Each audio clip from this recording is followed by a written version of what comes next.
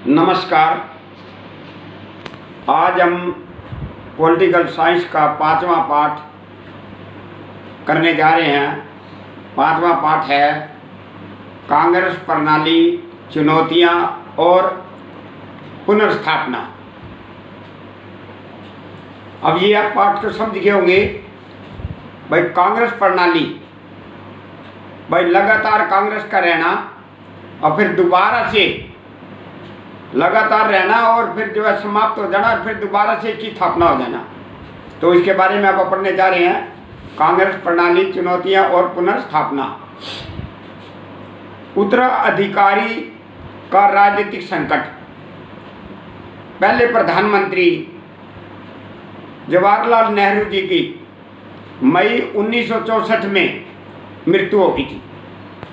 वो 1 साल से अधिक से बीमार चल रहे थे। जब उनकी मृत्यु हुई तो उत्तराधिकारी राजनीतिक संकट पैदा हो गया। भाई इनका उत्तराधिकारी किसको बनाया जाए, अर्थात प्रधानमंत्री अब किसको बनाया जाए, इसका संकट पैदा हो गया, समस्या पैदा हो गई। ऐसा लगने लगा कि जो है देश टूट जाएगा, सरकार खत्म हो जाएगी, सेना का शासन आ जाएगा। लोगों के अंदर तरह तरह की बातें होने लगी। विदेशों में भी इस बात की चर्चा फैल गई। अब जो है भारत देश नहीं चल पाएगा, अब चलाना मुश्किल हो जाएगा, ऐसा प्रधानमंत्री अब आ नहीं सकता। किसको बनाएंगे ये प्रधानमंत्री? इस समस्या को जल्दी से ये मतलब हल नहीं कर सकते। लेकिन बड़ी आसानी से इस जो उत्तराधिकारी का राजनीतिक संकट था, इसका हल कर दिया गया। अब हल कैसे हुआ? कांग्रेस अध्यक्ष के कामराज थे, उन्होंने मंत्रिमंडल की बैठक बुलाई और उनके साथ विचार विमर्श किया। विचार विमर्श करने के बाद इस बात पर फैसला किया गया, लाल बहादुर शास्त्री जी को प्रधानमंत्री बनाया जाएगा, अर्थात उत्तराधिकारी लाल बहादुर शास्त्री जी बनेंगे। अब इनका नाम इतनी आसानी से कैसे चुन लिया गया, ये भी एक देखने योग्य बात है।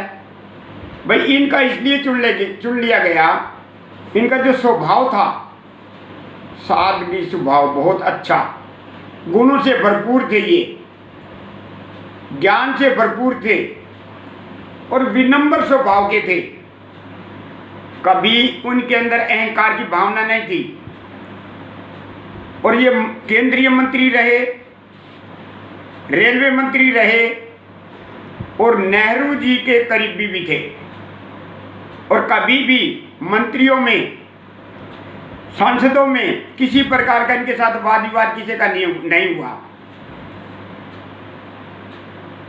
ये जो है, जब रेलवे मंत्री थे उस समय रेल की एक दुर्घटना घट गई थी।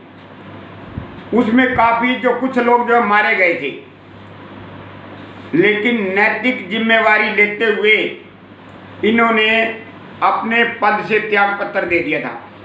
बोला कि मुझे बड़ा दुख है, मैं इस बात को सहन नहीं कर पाता, मैं अपनी जिम्मेदारी पूरी तरह नहीं निभा पाया और बोला दुर्घटना होगी। इसको देखते हुए, दुख मनाते हुए जो है अपने पद से त्याग पत्र दे दिया। बहुत कमाल की बात है। क्या जिसको इतना बड़ा पद मिला हो कोई त्याग पत्र दे सकता है? नहीं देगा। आज देख लो, पता नहीं कितनी दुर्घटनाएं होती हैं रेल की।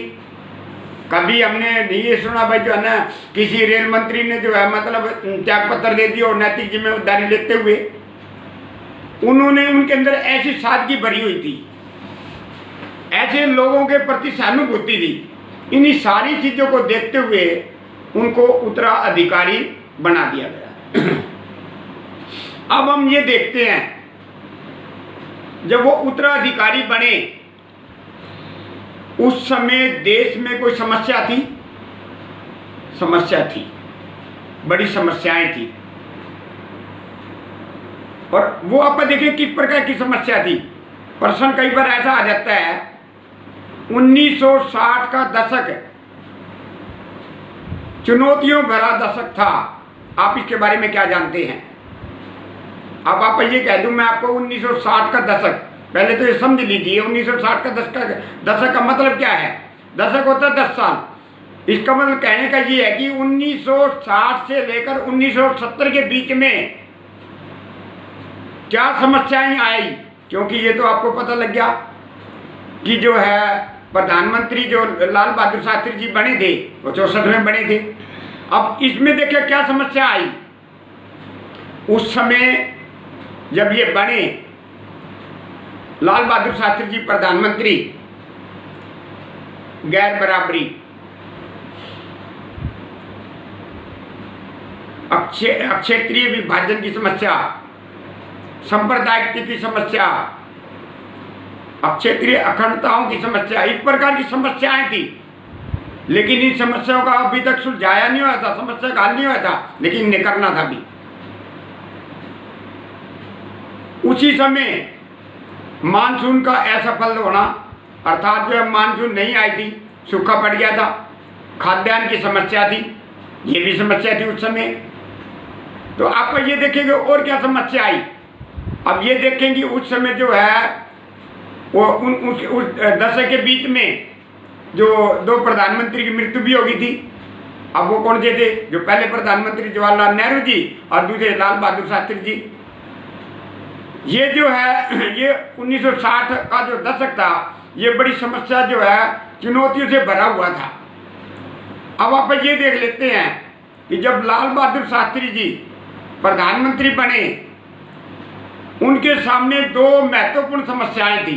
अब ये देखिए 2 महत्वपूर्ण कौन सी समस्याएं। एक तो भी बताया मैंने, खाद्यान्न की समस्या थी, मानसून असफल रहा, ये समस्या थी। दूसरी उनके सामने महत्वपूर्ण और समस्या क्या आई?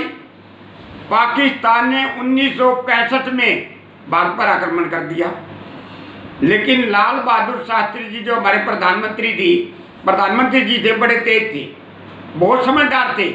इन्होंने जो है पंजाब की तरफ से सेना को आदेश दिया और पाकिस्तान पर जो है उनका जवाबी कार्रवाई करती।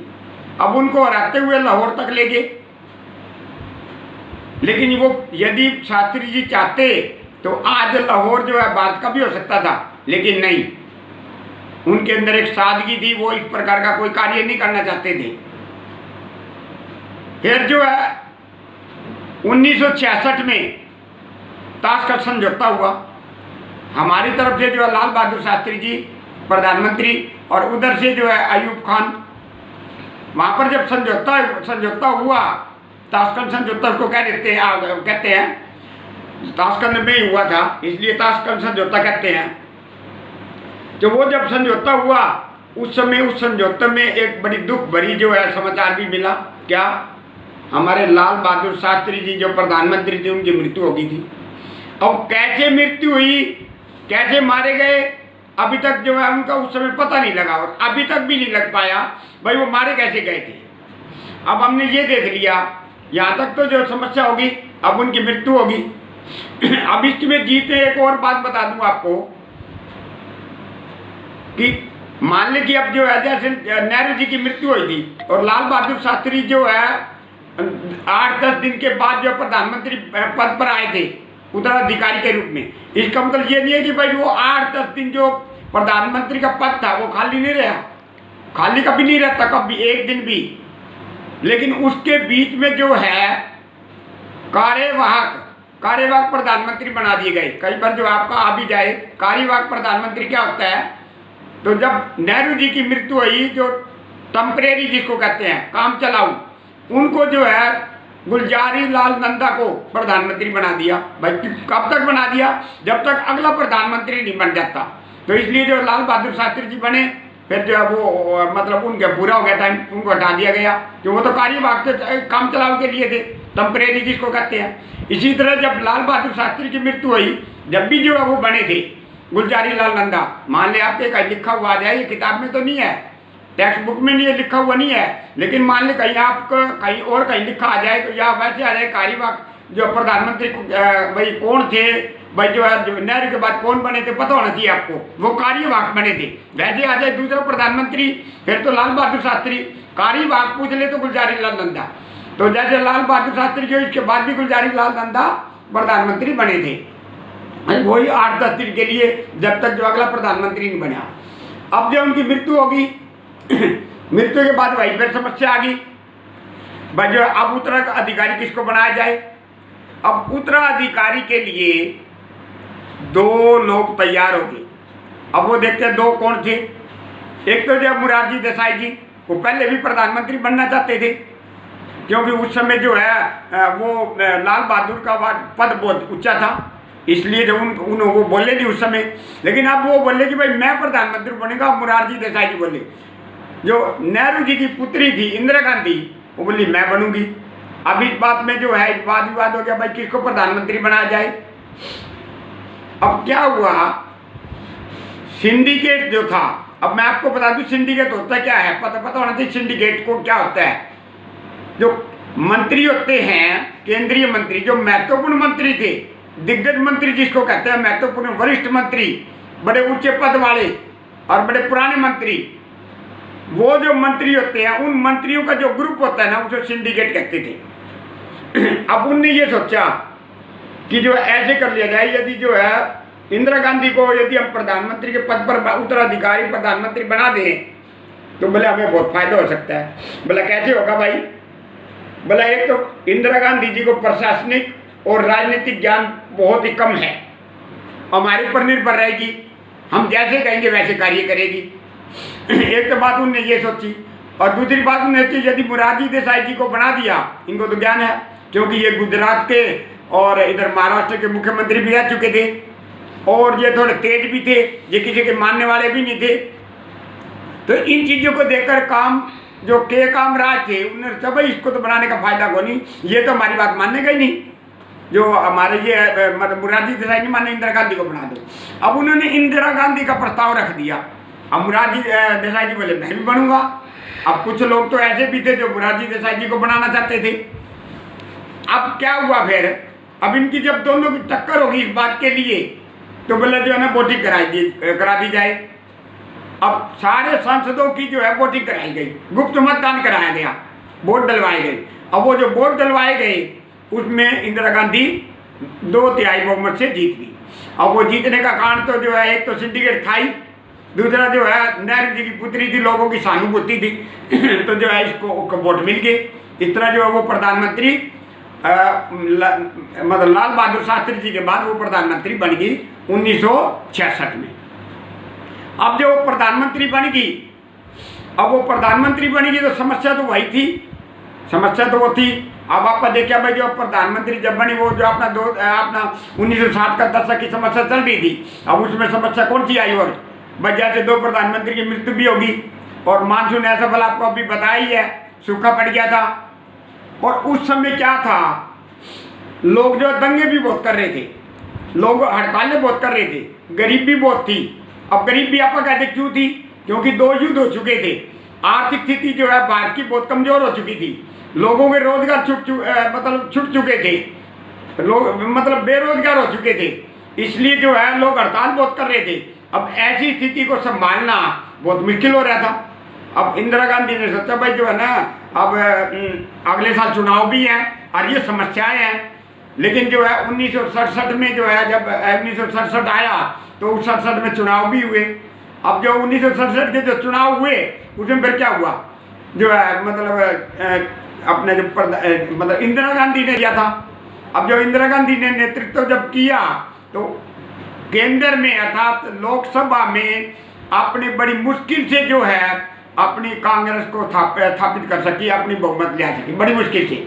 और जो राज्यों में तो जो है इसकी सरकार आई नहीं, जबकि क्या था 1952 में चुनाव हुए, 1957 में हुए, 1962 में हुए, हमेशा पूरे देश में कांग्रेस आई, पूरे देश में कांग्रेस आई।